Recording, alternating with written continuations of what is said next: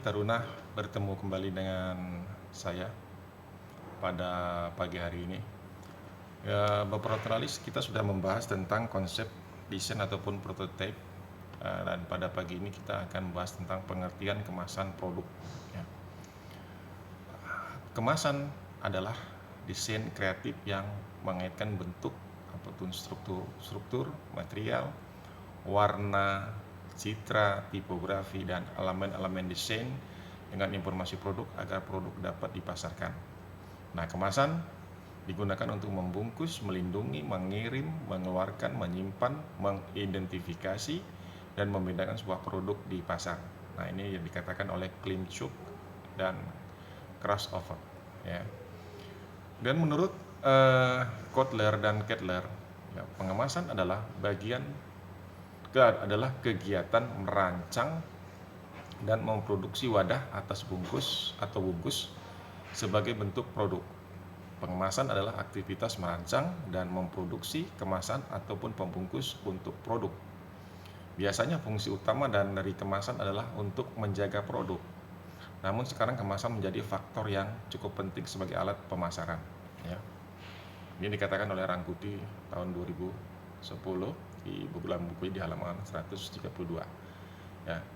Kemasan yang dirancang dengan baik dapat membangun ekuitas merek dan mendorong penjualan. Kemasan adalah bagian pertama produk yang dihadapi pembeli dan mampu menarik ataupun menyingkirkan pembeli.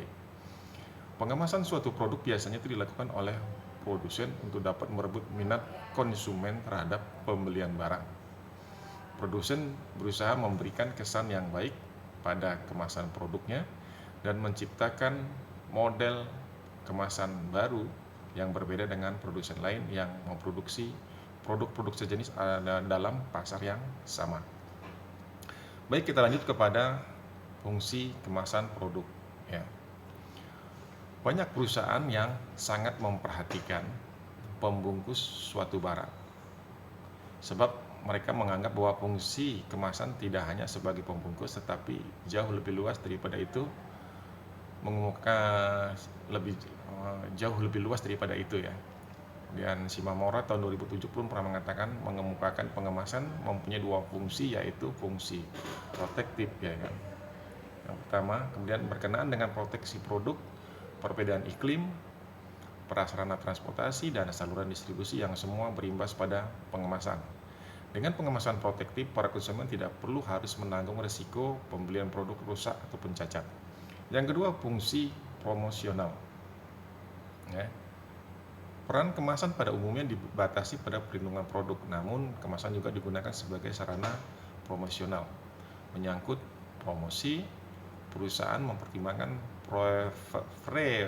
preferensi konsumen menyangkut warna, ukuran, dan penampilan. Itu tadi pendapatnya daripada Shimamura ya, fungsi daripada kemasan produk ya. Kemudian, sedangkan menurut Kotler, ya, terdapat 4 fungsi kemasan sebagai satu alat pemasaran, yaitu yang pertama, self service. Kemasan semakin berfungsi lebih banyak lagi dalam proses penjualan, di mana kemasan harus menarik, menyebutkan ciri-ciri produk, meyakinkan konsumen, dan memberi kesan menyeluruh yang mendukung produk. Yang kedua, customer affluence. Konsumen bersedia membayar lebih mahal bagi kemudahan, penampilan, ketergantungan, dan prestis dari kemasan yang lebih baik.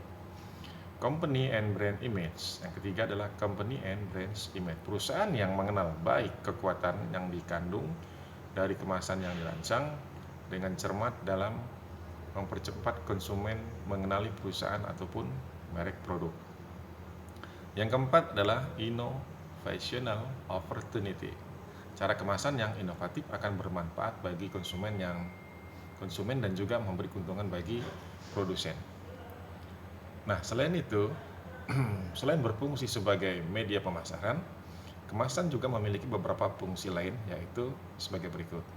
Kemasan melindungi produk dalam pergerakan. Salah satu fungsi dasar kemasan adalah untuk mengurangi terjadinya kehancuran, busuk, ataupun kehilangan melalui pencurian atau kesalahan penempatan. Nah, yang kedua, kemasan memberi cara yang menarik untuk menarik perhatian kepada sebuah produk dan memperkuat citra produk.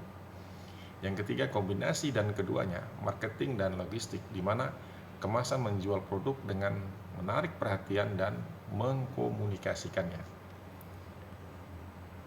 Itu yang bisa saya sampaikan pada pagi ini, yaitu tentang konsep desain ataupun prototip. Kemudian pada hari ini kita sudah bahas fungsi kemasan produk, ya.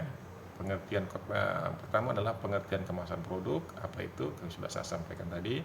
Kemudian yang kedua, fungsi kemasan produk, ya. Yang pertama tadi pengertian kemasan produk, kemudian fungsi daripada kemasan produk dari beberapa ahli yang mengatakan sudah saya sampaikan.